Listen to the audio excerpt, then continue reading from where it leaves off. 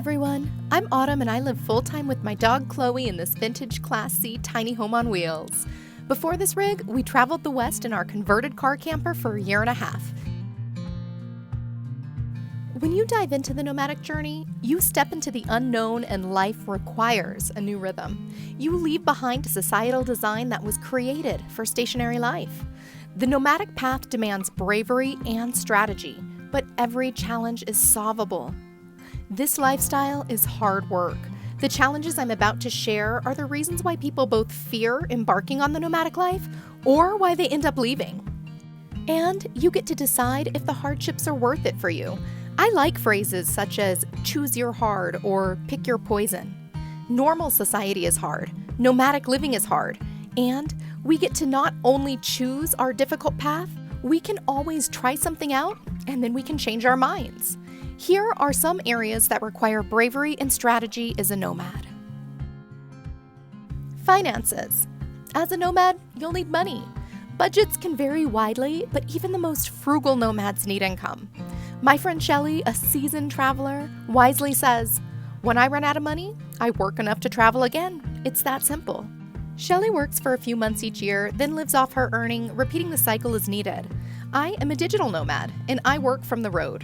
It is a beautiful day, and I am going to be showing my friend Shelly some of my favorite spots.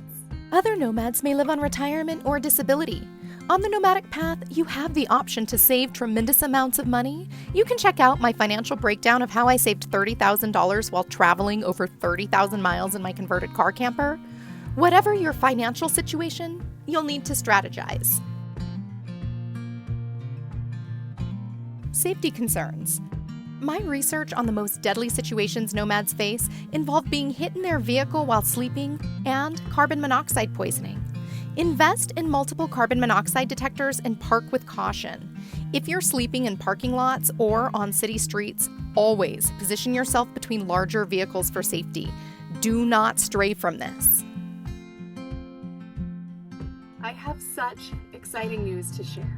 Some of you saw my post where I was with the legendary Bob Wells of Cheap RV Living. Not only was this old vintage RV and my converted car camper toured and interviewed, there is also an incredible collaboration in the works. It is going to impact this channel in that it is changing the frequency through which I post onto this channel.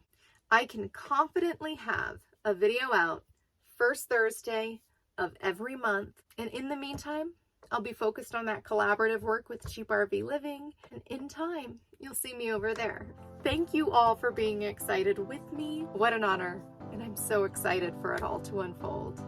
Would you like to see how messy my place gets in one day? It was clean earlier. Hi, that's a wild doggy, a little wild doggy. Well, this would be my place this evening. Every night. I mean, that's messy, eh? But we will go ahead and clean it. You want to know somewhere that I lack bravery? I do not have the bravery to go to bed with my place looking like this. I like to wake up every single day to a beautifully clean, gorgeous tiny home on wheels and drink my coffee in total tranquility. That brings me an immense amount of joy. I have never gone to bed in this rig with my rig looking like this, nor will I ever. That's just something I won't do. Back to bravery. Nomadic loneliness. Even as a highly sensitive introvert, loneliness, the need for connection, and the need to contribute led me to shift from living on the road to nomading around a more local area. I still nomad around often, all over my home state and beyond, but I do stay closer to the people I love the most.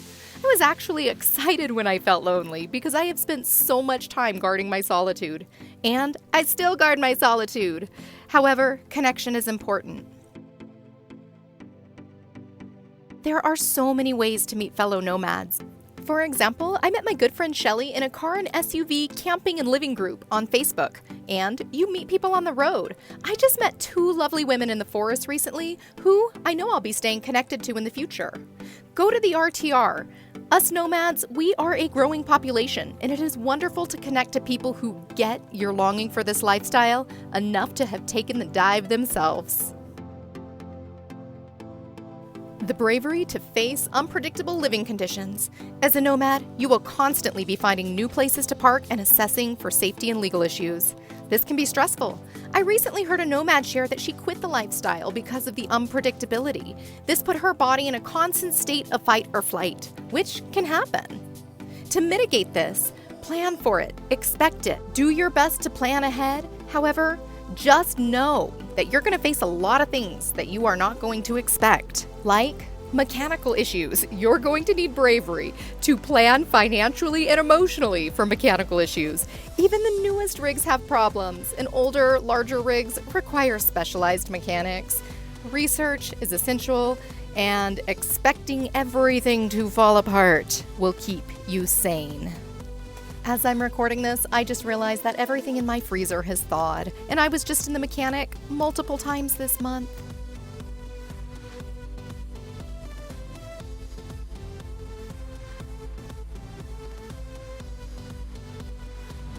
I love having my home with me everywhere I go. Right now, I'm at the mechanics, and they are fixing a power steering hose leak. I'm able to sit in the rig and do some work. I wanted a second cup of coffee, so I just whipped that right up instead of having to go spend $5.28 at Starbucks like I had to do the other day when I didn't have my rig with me.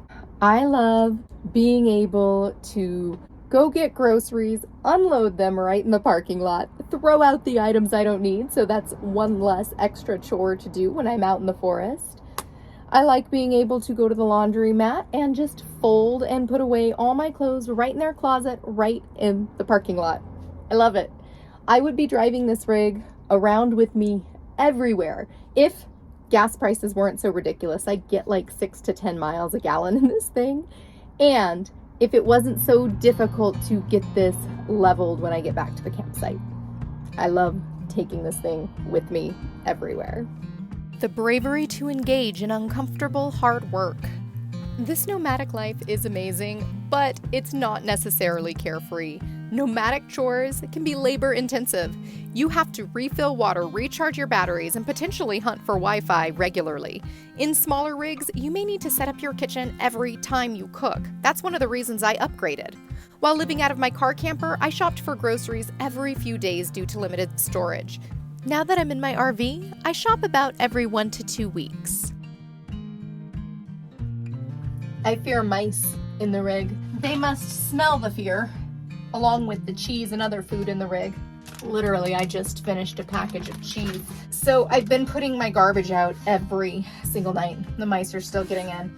I've not had mice in the RV until the last week. It's quite unpleasant and disgusting. Anybody who has seen the images of my rig probably can assume that I don't like germs. Strategizing nomadic healthcare. Depending on your health and medical needs, you may need to nomad around a particular vicinity in order to access healthcare, or you may have to plan to come back to your home base consistently. Usually, you can get prescription medication on the road at major corporate pharmacies. For example, I can coordinate getting prescriptions for my dog Chloe at any Safeway pharmacy as long as I plan in advance. If you do have a chronic health condition that you are managing from the road, it's absolutely solvable. It just requires strategy and willingness. And remember, some providers love telehealth. I've met a number of nomads who embarked on the nomadic journey because of their chronic health condition. These folks came into nature for healing, and their illness was the catalyst to live a simple life with lower stress. I've also met folks with terminal illness who wanted to live their best quality of life in the beauty of nature, enjoying the time they have left. So many of us embark on this life for freedom. Well, I can tell you what I've experienced. The weather has become my master. And that's Chloe barking. Too many people outside, I can't even get her to stop. Even with excellent climate control in your rig, if you're off-grid, it's going to be limited. For a lot of nomadic folks, you just follow the weather, and that's why I say weather becomes your master. If you are traveling with your fur babies, well, make sure they stay hydrated, appropriately temperatured. Chloe, Chloe's saying hi to the neighbors. Or she knows we're talking about her, one or the other. Look at my messy rig. I already cleaned it twice today. It was clean this morning when I woke up. I cleaned it later. And we are back to that. Anyhow, for your fur babies, keep them well hydrated, well nourished, on routine. Even in a very spontaneous nomadic life, you can totally keep them on routine, and it's not even that hard to do so. All you gotta do is wake at relatively the same time, walk them at relatively the same time, feed them at relatively the same time. Chloe is such a nomadic dog that she actually really struggled moving from the car to the RV. She resisted it. Now she's acclimated to the RV, but every time we go into the car for a daily drive or for a trip, that is one happy dog. To keep her safe, gotta be really aware of the wildlife in whatever environment you're in. In the desert, you got lots of ground predators. You've got snakes and scorpions and spiders, in addition to things like coyotes and bobcats.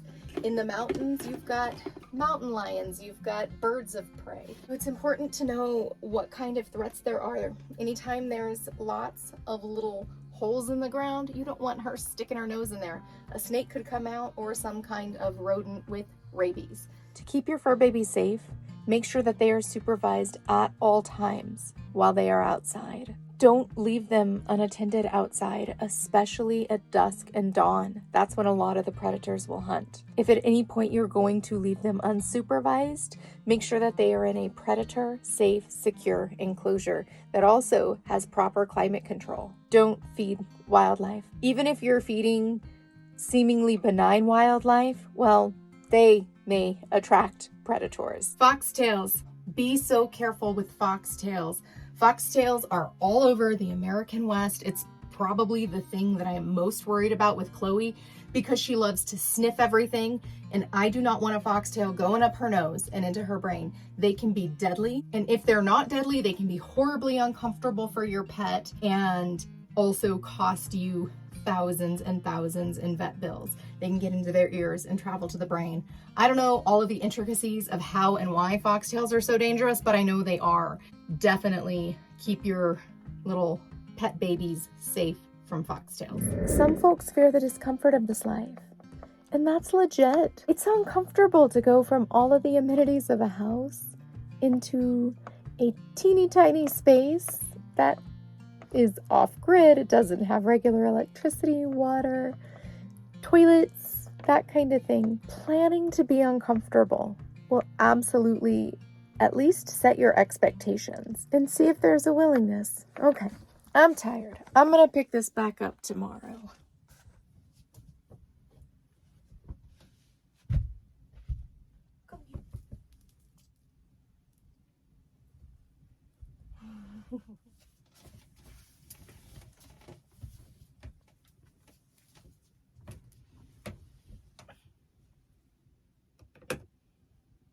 I deleted the last video that I posted.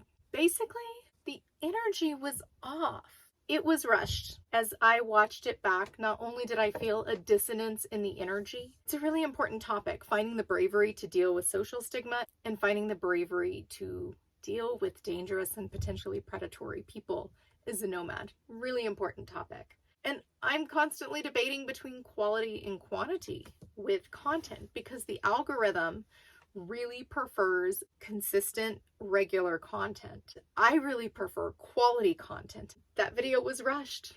It was repetitious, and I didn't edit out the repetition because I didn't spend enough time editing. So that being said, I am going to repost a very similar video. So that'll be upcoming. For all the folks who entered the jewelry giveaway in that video, I still have all your comments. So you are still entered in the necklace giveaway. What a perfect segue into drawing this video's giveaway winner. Last video, we talked about giving away these gorgeous necklaces. We've got an A camera necklace, and a dream catcher. Okay. We got the Unknown Nomad. Congratulations, you have won these beautiful necklaces. For those folks new to the giveaway, I would love to wear these beautiful necklaces. They were my favorite necklaces that I didn't give away when I purged 98% of what I owned to become a nomad. However, I developed a skin sensitivity and they bother the heck out of me, and I have not worn them for years. So rather than these beautiful necklaces be sitting in a dark closet, I would rather them be worn by somebody who can value and appreciate them. Unknown Nomad, send me your mailing address and I'll get them out to you. autumn@sweetestfreedom.com. The next necklace that I will be giving away is this gorgeous antique necklace. Look at how pretty this is. It has these black sparkly jewels. I've had this necklace since about 2005 or 6, maybe even 2004. And I got it at an antique shop in downtown San Francisco. The first time I had ever visited San Francisco, and I just think it is so beautiful. I love it. To enter this necklace giveaway, answer the following question. What is a strategy that you think would be beneficial for other nomadic folks about any of the topics that I mentioned? Anything from nomadic loneliness to healthcare needs on the road, to finances, to dog safety, anything I mentioned in this video. Mice! You could give me some tips and pointers on some mice. I could use that. Basically, what is some strategy to make this life even better than it already is? In the next video, I will draw the winner of this giveaway. Details of the giveaway are in the description below. Thanks for watching. If you haven't already, like, subscribe, comment, share, turn on notifications, do all the things that help this channel grow. Lots of love from Chloe.